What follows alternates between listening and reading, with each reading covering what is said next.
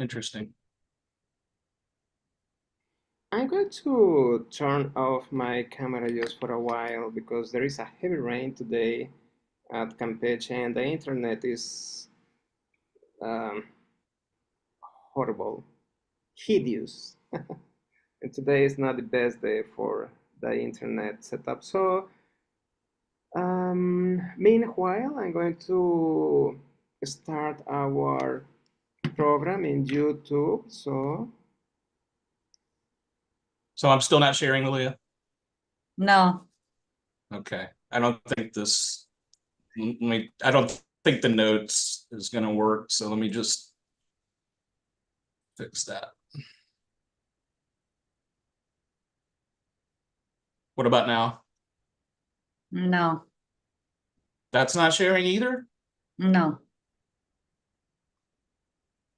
Huh. It was working earlier, was it not? Yes. Okay. Let me close this down and reopen it, I guess.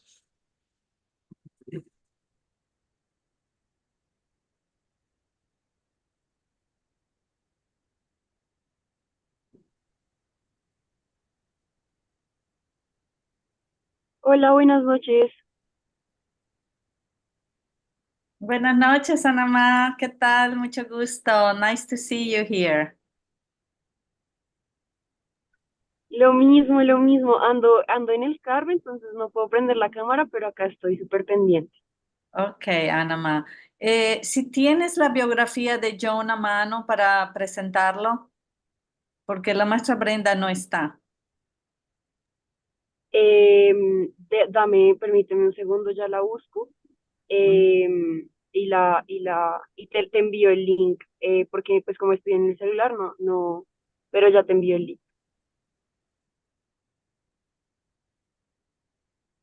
Am I sharing now, Lilia? Yes, now you are. Okay. Let's try the subtitles one more time. Go ahead. Good evening, everybody. Today we're going to be sharing. Yes, now it is translating into Spanish our subtitles. Perfect. Yep. Okay, great. Okay. Okay, we're just waiting a minute so that we can introduce you, unless you want to introduce yourself, John, and when we start, because it's 8:03 now. I'm ready. Yeah, it might be better if I'm introduced, and then just let them know that we'll be holding the talk in English, but we'll have the Spanish subtitles. Okay.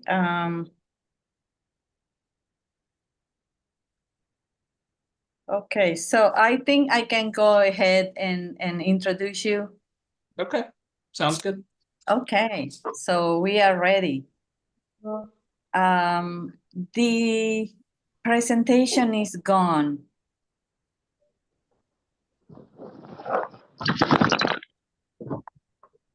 I don't see it. Okay.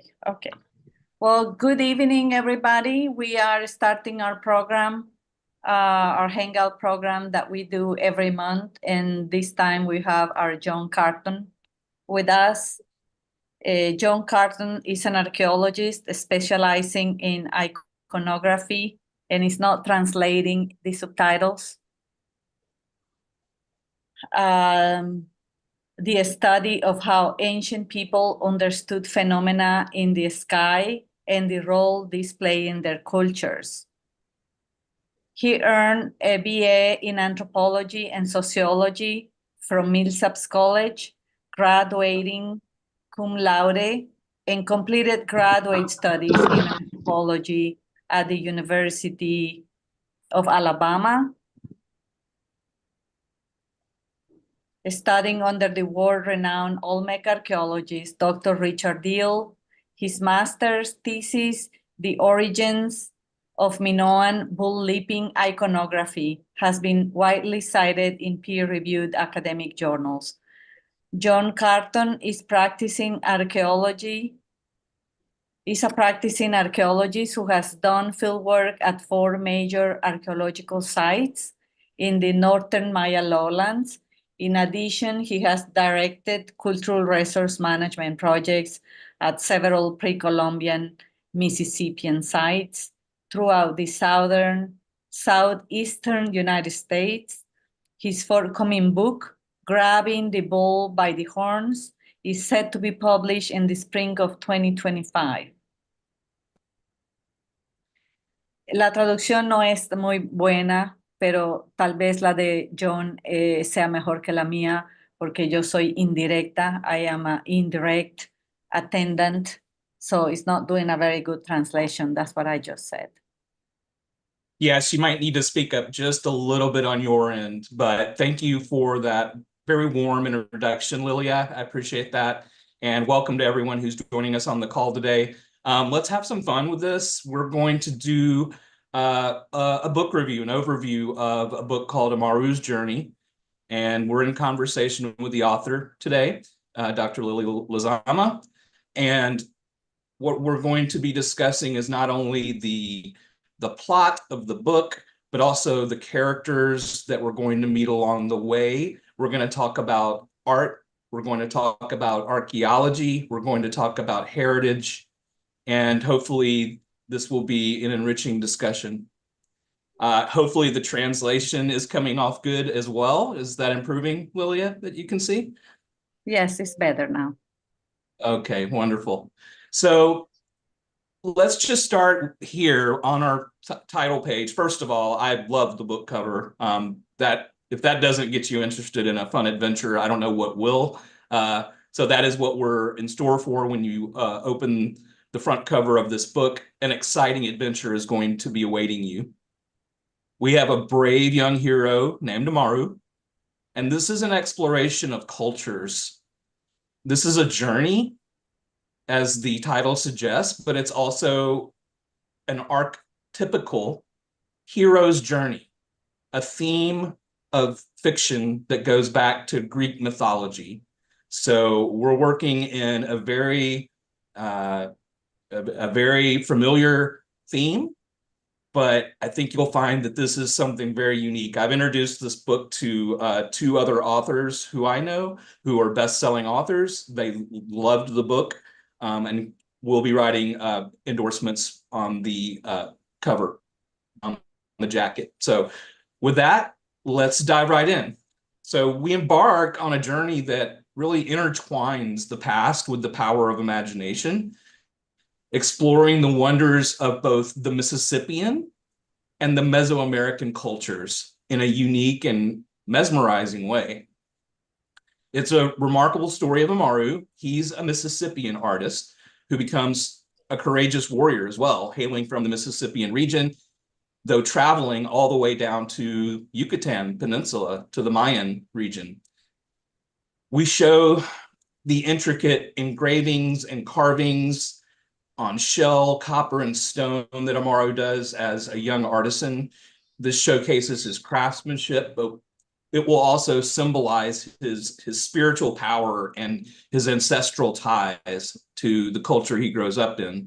So as we navigate this narrative filled with transformations, mythical creatures, and supernatural encounters, we're transported to a richly imagined world where history and magic come together.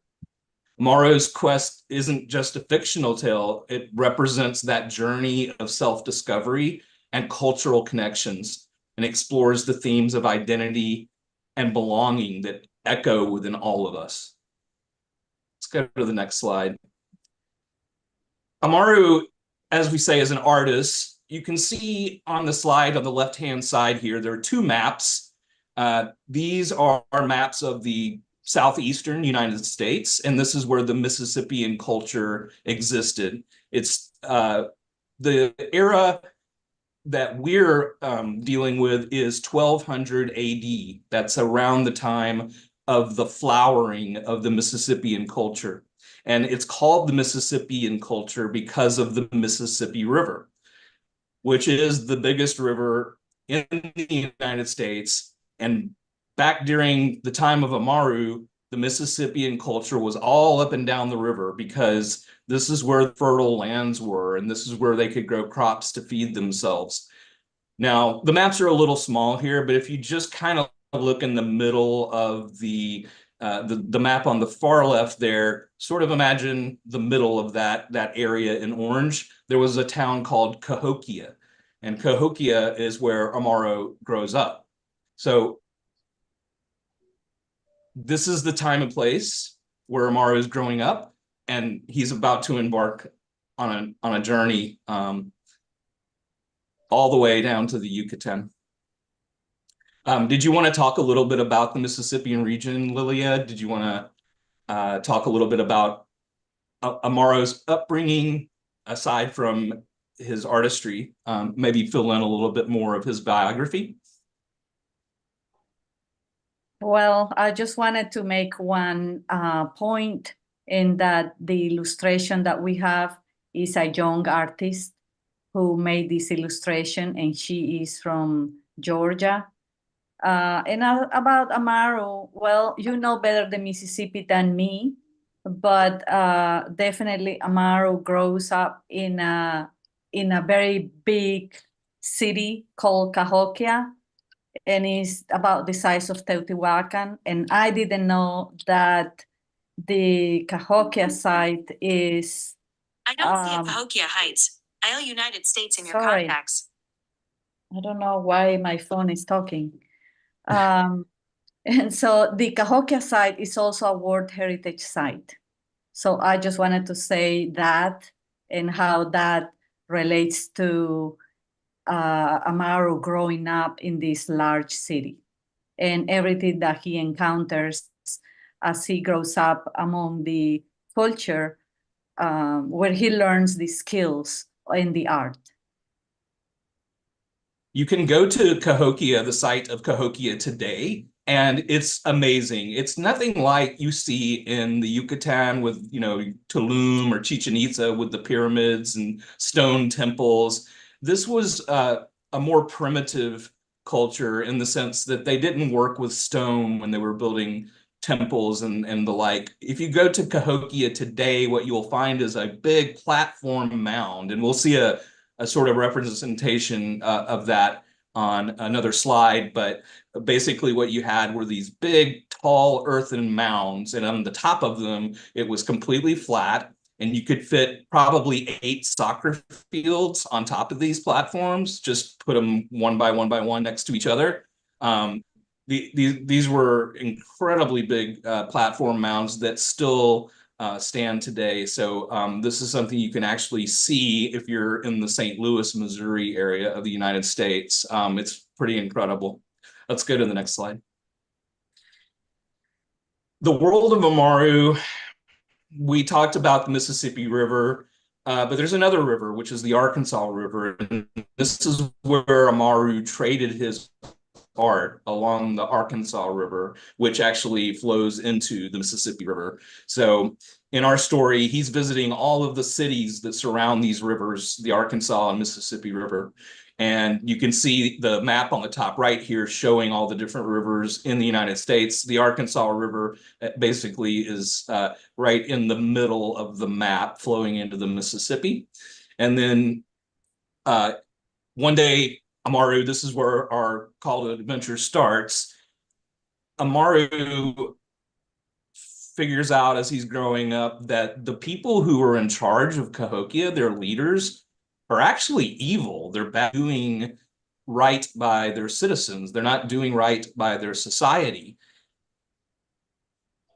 We have a little bit of a slow internet connection, so apologies for the subtitles. Hopefully they'll come back here. Okay, great.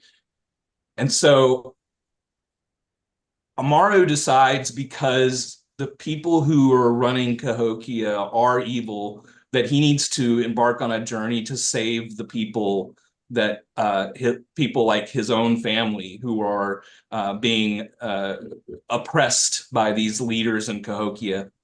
And so he starts on a journey, and along the way, he encounters many adventures that we're going to learn a little bit more about as we go along here.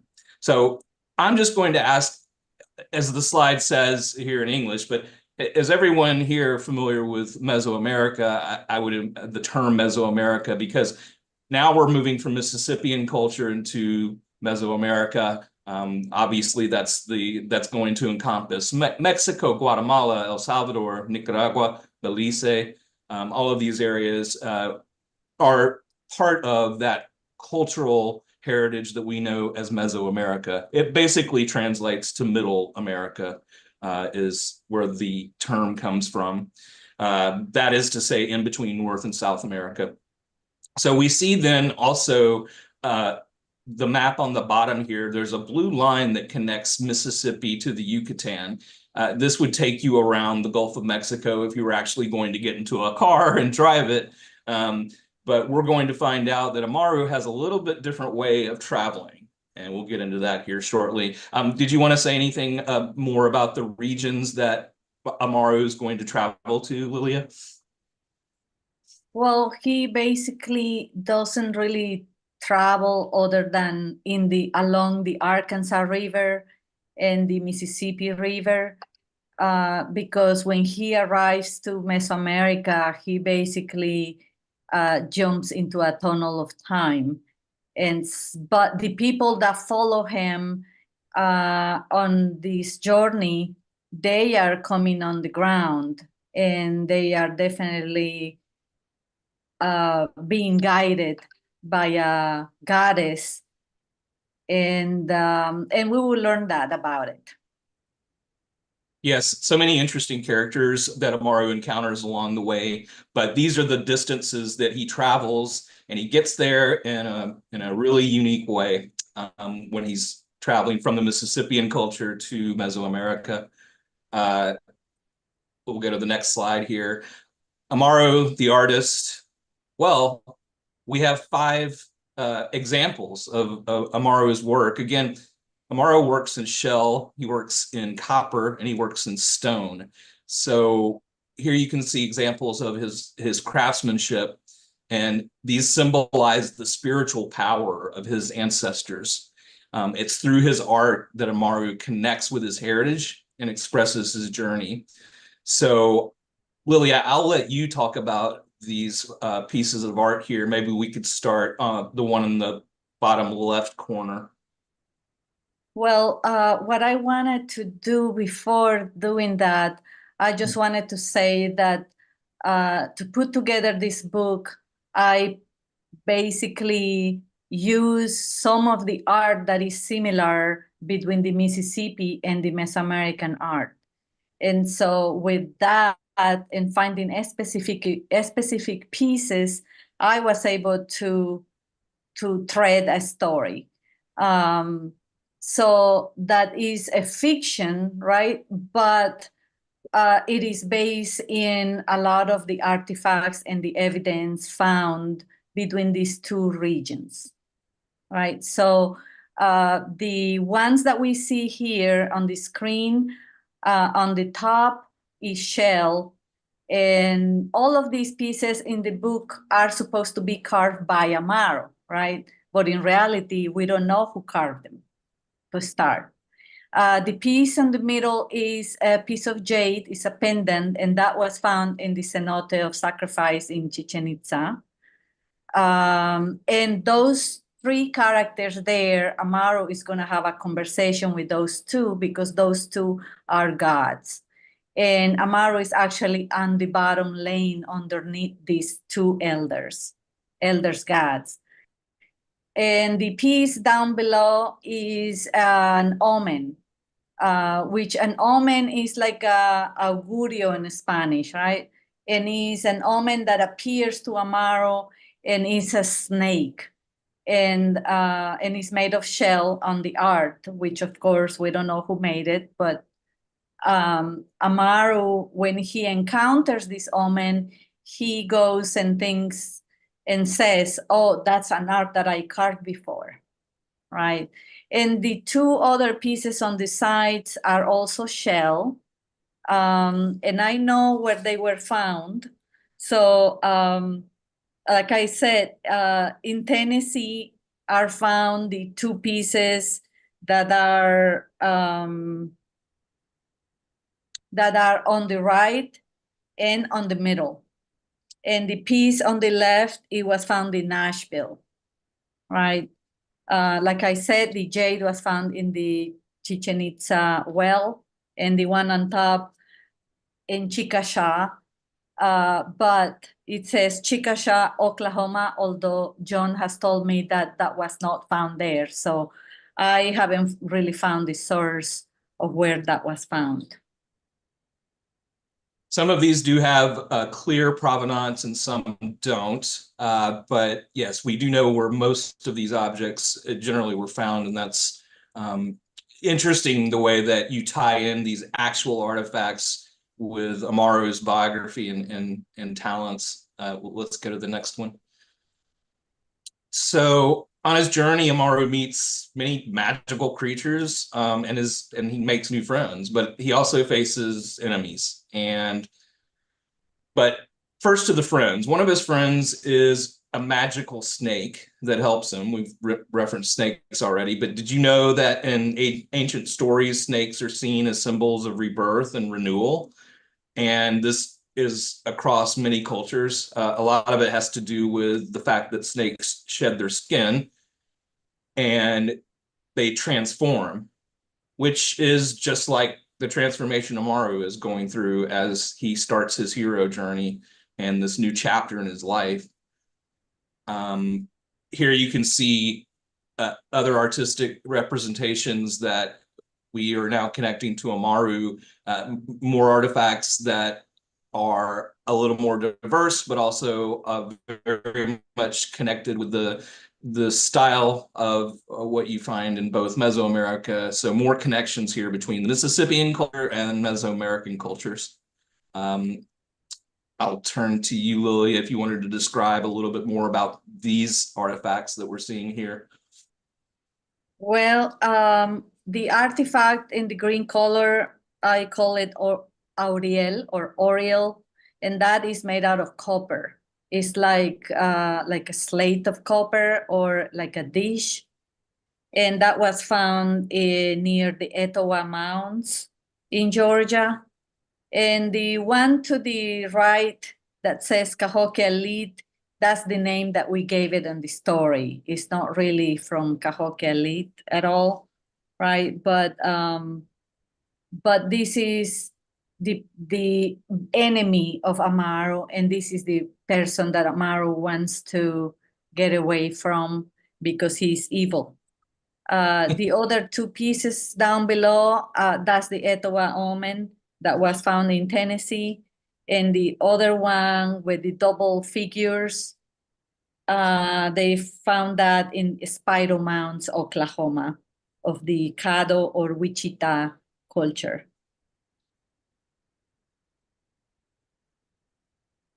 Amaru is a celestially evolving hero warrior. He, as we say, encounters lots of different categories of not only people, but deities. He encounters gods like Quetzalcoatl, powerful rulers like the evil Cahokia chief that we just referenced, and warriors and guides and just all kinds of figures. What are we seeing in the colorful image on the right there, Lillian? Okay, subtitles are not available right now. I'm hoping, but no.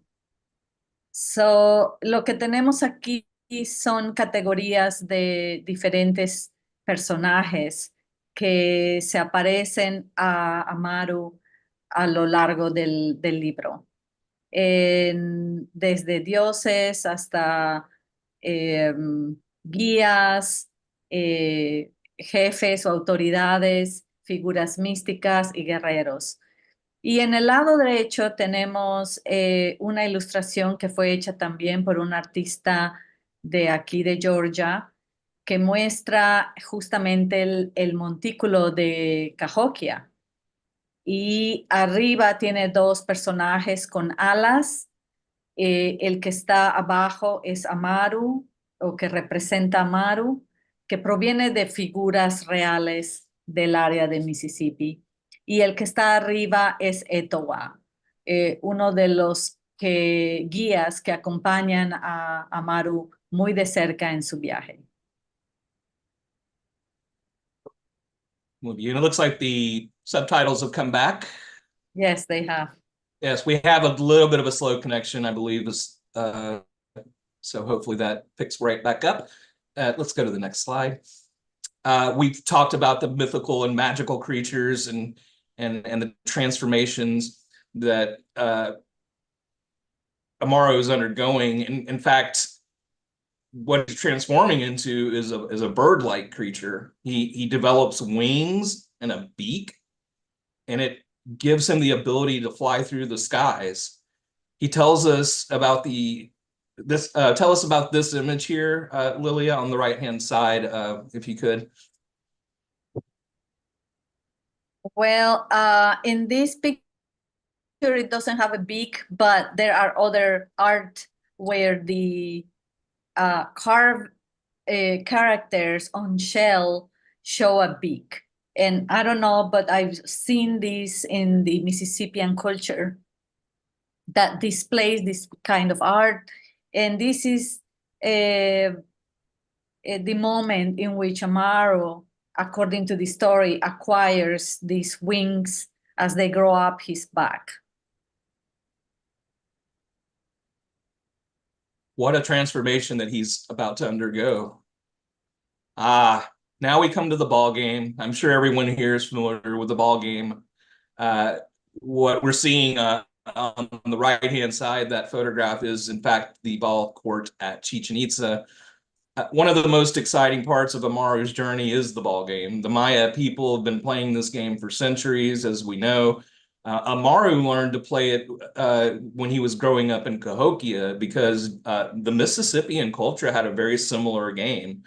And so Amaru kind of understood when he got to Chichen Itza, when he finally arrives there on his journey, how to play this game, and he knows how to play it. So, but in Chichen Itza, he learns to play with the birdmen, and we'll talk a little more about the birdmen. But when he plays with the birdmen, Amaru learns that it's not really just a game; it's a ritual.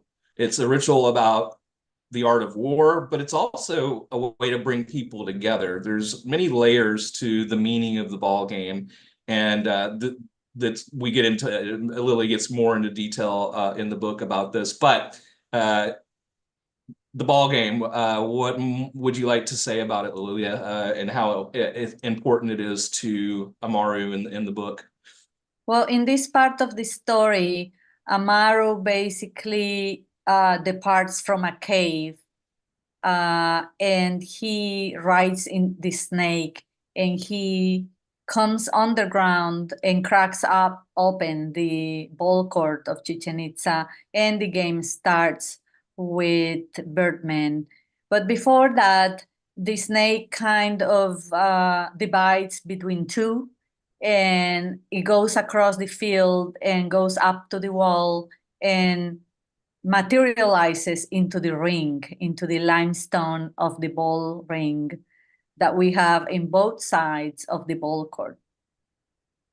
And in the ball court, there is art of the players of the game, but so far we can predict that it was played between 1 to 3 people to 7 people, according to the art that is carved actually on the walls. If you see to the right-hand side, we have carvings there of the players that played in Chichen Itza back then.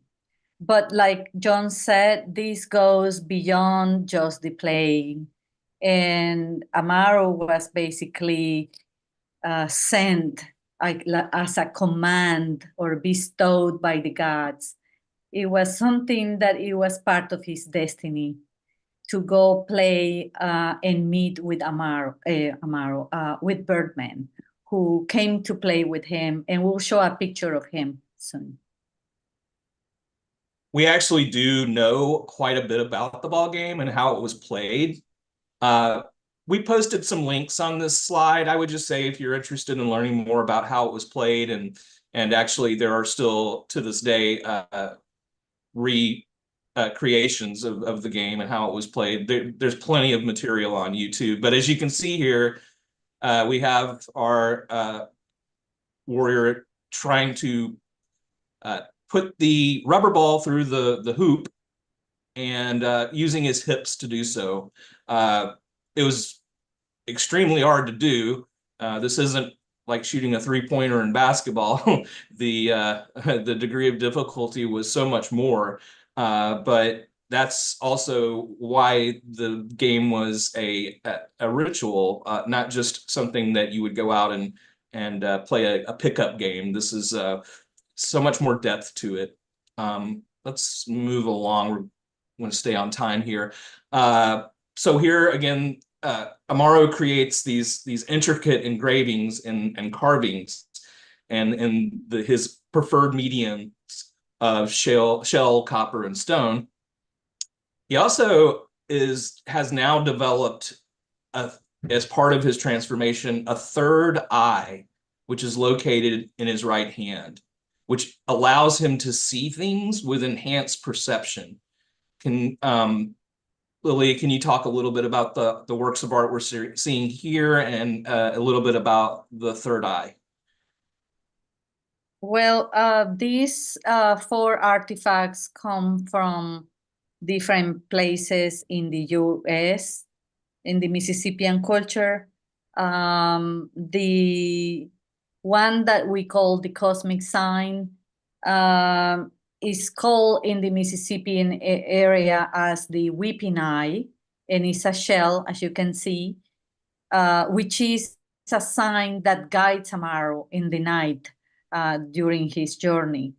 The one to the right is 4 heads of cardinals, of birds, that are also an omen that appears to Amaru, and are omens that give strength and that give direction to Amaru to continue. The ones below is Etowa, is the friend of Amaru, and in this one is Shell, right, John? You said Yes. that was Shell. Mm-hmm. And the one on the right is that I call a tunnel of time, that has these spirals. We don't know actually, but other than a pendant, right, to the chest of the people that proudly wore that as part of their culture. But in the story is a tunnel of time that Amaru gets in one place in the geography, and he gets out in a different place in the story. So as he's transforming, he's learning, he's growing. Now we see his connection with these mythical beings, the feathered serpent, Quetzalcoatl. As he travels, he learns about all the history and traditions of the people he meets. He discovers their stories of their gods, like the feathered serpent, the powerful hero twins, Hunahpu and Palenque, and reconnects his encounter with his ancestors, where he goes, well, down into the ocean, and at last he meets the god of zero. You want to talk about the hero twins, Lilia, the god of zero, and kind of what we're looking at on this slide? This slide was also for Amaru, that as he goes down, he learns and he grows.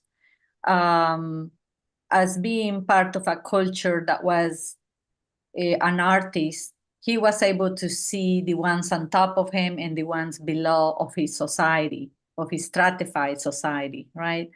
So there are myths on the Mississippian culture that he grows within, but there are also myths and stories in the Maya area, like the Quetzalcoatl god and the hero twins that have to do with how they used to play the ball But in our story, the hero twins are actually making the fire for the ceremony of the ball game.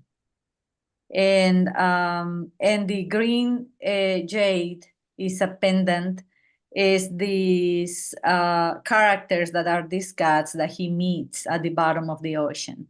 And the last one that he finds or that he meets is the god of zero, that we will talk about him shortly. So we talked a little bit about the third eye. There's a passage I want to read from the book, actually. This is from the book, and here's the passage. After the venom came into my veins, I feel a spirit much larger than me outside of my body. I feel there's somebody else inside of me, laying out there floating in space, feeling as if there always a past and a future. But I am this person in the present form, and I'm here in this present. And this is sort of back to me. This passage, I think, really captures his experience of this transformation, which must have come as a great surprise to someone so young. I think that's just a great passage that sort of gives you a flavor for how Amaru himself is dealing with all these changes and meeting all of these incredible beings as he goes along. And here we see a couple of more artworks. You can see the middle one. I'll let you talk about it, Lilia, but the middle picture here, you can see the hand with the eye in the middle of the hand. Let me turn that to you, though, Lilia, to talk about a little bit. Well, these are slates, right? They are made of stone, and they're like perfectly round, just gorgeous, beautiful pieces of art. Now, we see here is the snake, the rattlesnake in a specific, is so specific to the Mississippian region, and is so specific to the Mesoamerican region as well. So this is one theme that I observe that exists between these two cultures, right? And the image that you see on the hand is the moment when Amaru was bitten by the rattlesnake and he acquires these powers, right? And the power to fly and all of that. So a third eye is what makes him very sensitive towards his surroundings, and he's able to establish conversations with the guides and these deities or these entities that are in humans. But he has this power that allows him to communicate in different languages, and especially the Algonquian language that is spoken by Etowah. His guide in Algonquian is spoken from the northeast of the US all the way to the south. And John told me that is still spoken today. Oh, It is. I didn't say that. Esa traducción está mal. Sorry. Oh. For the remainder. Uh-oh. Okay.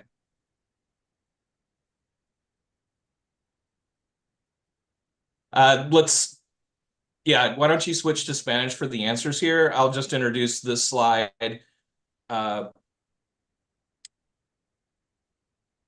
We have a little bit more on these mythical creatures, the huntress and the birdman. We can see representation of the birdman. We referenced that already. A colorful mural is this Kakashla? Is that right, Lilia? Where this mural was found? Yes. Okay. And do you want to talk a little bit about, just briefly, about the tree woman and birdman, because we want to just stay on time here. Well, this is a woman that in the story is the one that guides the people in the ground the people of Amaru. And she is the tree woman because of her features, but this actually comes from a codex loud. And this is a 4-meter long hand-painted codex from the Oaxaca area, is Mazateca or Cuicateca, and close to the areas of Puebla and Veracruz. And the other one is a mural that is painted on the wall in one of the temples in Cacaxtla. So these two are, mythical figures that Amaru encounters, and they come to aid Amaru along his journey. Let's get back a little bit to Tunnels of Time, because Tunnels of Time and the Sun Portal are the vehicle by which Amaru travels these long distances, and not just space, but he's traveling through time. So he has to cross both of those dimensions to meet all of the different people and gods and that he does encounter. Do you want to talk about the spiral of time, the time tunnels, Lilia? Yeah, I basically observe a lot of similarities between these two cultures again. And for me to be able to incorporate this art into the story, I use the spiral of time as an artifact that it was found for sure in the Mississippian area, where Amaru is able to get in and get out in places and in time, because as he keeps traveling south, he goes back into time. And the disc warrior is the sun disc warrior because it's around disc or like the sun, and it has spikes that represent the sun. And this is one of the 11 murals that are carved in the upper temple of the jaguars in Chichen Itza, in the ball court of Chichen Itza. Estoy leyendo la traducción and it's not doing a good job. Why don't you switch to Spanish for the last couple of slides here, so that we can get the best out of the talk. What was or what is Amaru's legacy? Well, by the end of his journey, Amaru not only saves his people, spoiler alert there, but also helps them reconnect with their heritage. And as I said at the outset of the talk, the important thing that I hope people take away after reading Amaru's journey is that importance of reconnecting with heritage, the importance of your ancestors, the importance of learning about the culture in which you came, and the importance of being open to other cultures as well. And in many ways, but in particular for the Lilia's nonprofit, the My Heritage Center, this is the mission, is to reconnect with heritage and to also sort of reconnect with the culture in which you grew up. So what would you like to add to that, Lilia, about the mission of your nonprofit, how this ties in with your book? Could you talk a little bit about that? Well, the figures that we see here on this image are basically representing of Amaru's encounters with the triad of gods, which is the winged women and the elders, Longbird and Jade Spear. These are the three most important people that he's gonna reconnect with. And he has a unique conversation with them that makes him believe in him, and that makes him believe that he can continue on his journey. And the God of Zero is a carving on limestone, I think, and is found in Chincultic, Chiapas. Now, the God of Zero, Amaru meets with him in the year 591, which is the date that is recorded on this stela, or in this stone of limestone that God of Zero appears with. So Amaru really doesn't know that the ball game is being played since the year 600, right? He thinks that they were the only ones playing ball until he does the journey. So by reconnecting with his past, he learns and he affiliates with his past, and he recognizes them as their ancestors of his own people. And as far as the mission of the organization, I think that definitely it has to do with us not just only being away, but also the current communities are so disconnected from their past, and so that we are creating programs and creating all of this work for people to reconnect back with their past. So this is an example of that, this book. And the story ends in the ball court of Chichen Itza in our final scene, and we have a very dramatic scene where at the end where there's crowds standing and facing east where the sun rises, and they're chanting Likin, Likin, where the sun rises. And that's what these glyphs are representing is, again, you can see the similarities between these hieroglyphics. Could you talk just a little bit about that before we wrap up and head to question and answer? Sí, en maya, Likin significa donde sale el sol, ¿ok? Y en esta diapositiva quisimos representar cómo la multitud está ahí parada en el juego de pelota viendo a Amaru jugar con Birdman, con el hombre pájaro que viene de Cacaxtla. Y la gente está diciendo Likin, ¿por qué? Porque ellos no saben si el sol va a nacer o va a salir el próximo día, y eso es algo que les preocupaba mucho.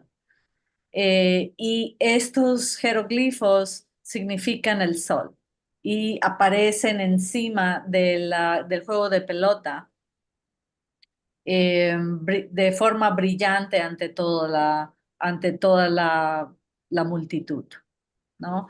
Y entre la multitud hay una serie de personas que vienen de diferentes culturas, que vienen de diferentes lugares geográficos, porque Chichen Itzá era un lugar de peregrinación y de donde llegaba muchas gentes de todas partes del mundo. Y esto era el sol lo que los interconectaba, ¿no? Así como nosotros hoy en día, que el sol nos conecta también en el pasado, excepto que sabemos que el sol sí va a salir el día siguiente. La diferencia es que ellos no sabían. Y esa es parte de la historia. So that concludes our presentation. I appreciate everyone's patience with the subtitles. We did have a little bit of a slower connection that was affecting that, but I appreciate everyone's time and attention. And I believe we were going to now turn it over for any questions that you may have for Lilia regarding her organization, her book, or anything else that's on your mind. And with that, I will turn it over to questions. A ver, no se peleen, por favor. Hay tiempo para hacer preguntas. ¿Qué les pareció? Si pudimos transmitir lo más que pudimos del libro, no ha sido fácil. John y yo hemos practicado por varios días. Y pues John tiene un mejor conocimiento que yo en lo que es la cultura mississippiana, ¿verdad? Pero como expliqué, esto es un libro de fantasía en el cual vertimos hallazgos y artefactos que son encontrados en las áreas que hemos platicado. Pero adelante, si alguien tiene preguntas, Israel, Anama, Carla.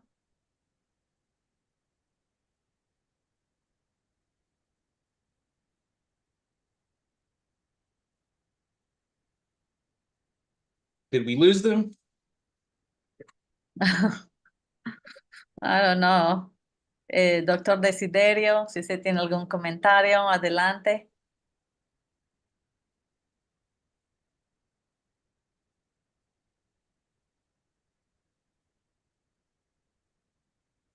¿No? Estamos a tiempo.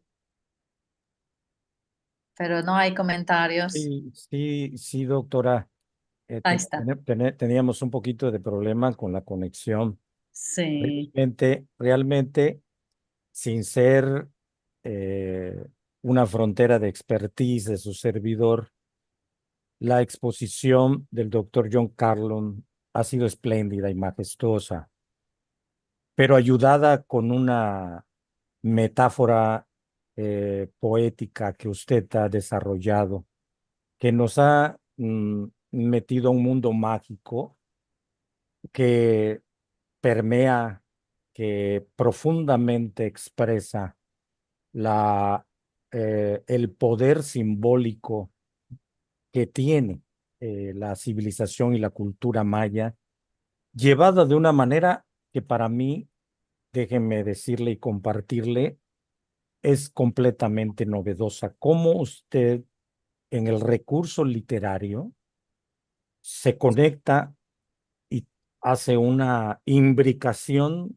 profundamente brillante y talentosa con eh, las expresiones de la civilización maya y el poderoso simbolismo que tiene cada momento de la historia de Amaru, esa épica que usted utiliza y esa narrativa tan hermosa que el doctor John Carlo nos ha compartido. Digo, la traducción, y quienes no dominamos el idioma inglés al 100%, solo con la imaginación y el pensamiento mágico que trae este libro que John Carlo ha planteado en este diálogo tan hermoso, nos, eh, nos permite dirimir el poder de el lenguaje y de la narrativa literaria en términos de las expresiones arqueológicas de una civilización que seguirá eternamente siendo enigmática, maravillosa y a veces inentendible. Una felicitación enorme al doctor John Carlo y a este libro que quisiéramos que pudiera llegarnos en español para que pudiéramos disfrutarlo permanentemente. Ha sido una hermosísima presentación que la verdad agradecemos mucho el privilegio de que nos estén compartiendo esto. Fantástico. Gracias. Muchas gracias, doctor Desiderio. Es un gusto tenerlo con usted, conocerle y escuchar sus increíbles palabras para John y para este libro que estamos trabajando duro en él, ¿no? Ahorita está todavía en la panadería, todavía se está cociendo y John trae mucho bagaje, ¿no? Y realmente gracias a él es que me siento bien recibida, ¿no? Porque sí utiliza un lenguaje muy místico de una cultura ininteligible, ¿no? Que no le podemos entender más que cuando hacemos historias que nos llaman la atención para podernos conectar. De otra manera, no entendemos qué significa, ¿no? Entonces, estamos tratando de darle vida a todo esto y estamos tratando de hilar una historia que tenga sentido para la vida, para las migraciones, para la reconexión de los seres humanos, del pasado con el presente y viceversa. Israel. Felicidades. La verdad es que usualmente estoy involucrado en casi todos tus proyectos. Este lo has mantenido en otro ámbito, ¿no? Pero estoy impresionado con lo que han logrado, ¿no? And I just want to say that it has been an amazing job, and it's a very interesting story and history, and I am amazed by all that I have seen and listened, and I cannot wait anymore to see the final result, and I hope to have this book in my hands as soon as possible. And Mr. Desiderio was mentioning here that it has been amazing to see how you are doing this crossover among this story, this archaeology, these tales, and everything is combined in a way that is amazing. So I am speechless. Well, thank you, Israel. Israel is saying that I had it well hidden from him. Yes, it was hidden from you. It's an open secret now, so. Exactly. There's no more secret because it's going to be in YouTube, so forget it. Anama, are you there? I know that you speak English very well, honey. I don't know if she's there. Hi, yeah, I've been having a lot of issues with my microphone, but I just arrived home and it was an amazing presentation. And as they've all said, I think that it's a great job, and it's something that actually it's really relatable with something I'm studying right now at college. That is, how can we make more a more deep connection between like our legacy and where do we come from. So I think that this is a great way, like making the stories this way and presenting this kind of information. I think that it's an amazing opportunity, an amazing journey. So really, really congratulations for both of you. Thank you so much. And I really appreciate everybody's attending again and your patience with my translations. And I see we're at the end of the hour if you guys want to continue the call here, but I have to hop. But it's been a pleasure to present for you all, and I hope you all have a great evening. Thank you, John, and thank you, Anama, for your comments. Dr. Desiderio, Israel, thank you for making this available for us and making it available for all the world to see, right? Because the YouTube is a word platform. So no matter how many are here tonight, what is important is what we leave behind today for the future. Thank you. Perfect. Bye, everyone. Bye.